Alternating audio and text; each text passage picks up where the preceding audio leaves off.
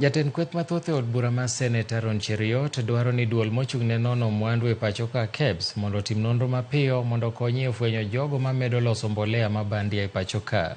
Kanolose gwenge ma Chepkolon aina Moi, Cheruiyot nowacho nowinjore okang' mar chik mondo okaw ne joma uso mbolea go kendo kembe matudore kod wachno mondo geng'negi kik gius mwandu moramora ne sirkal. Cheruiyot kod jotelo mamoko wacho ni mbolea makamano duoko chien keyo mar jopur e pacho ka.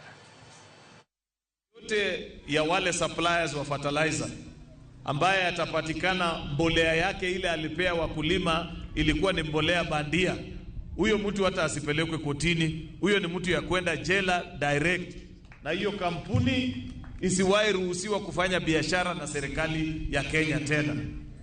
Huwezi kupatiwa tenda ya kusupply fertilizer ambaye itasaidia wakulima wetu wangepata chai mzuri, mahindi, alafu wewe unaleta mbolea ambaye wananchi kidogo hawaamini. Kwa hivyo sisi tunawaambia State Department ya Agriculture wale ile uchunguzi wanafanya, KEBS waharakishe watupatie matokeo.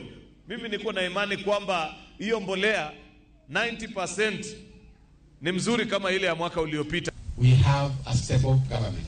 Our government, Kenya Kwanza government, and our president is also keen, and I know that there is nothing which can happen because he is also equal to the task. Tunashukuru rais kwa vile alichukua jukumu.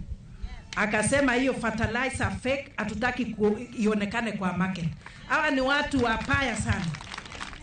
Sasa importation imesimamishwa na PS Rono. So hii tunaenda kununua ile imewekwa kwa stations pahali tunatoa, hiyo ni sawa. Jalub Jatend piny Rigathi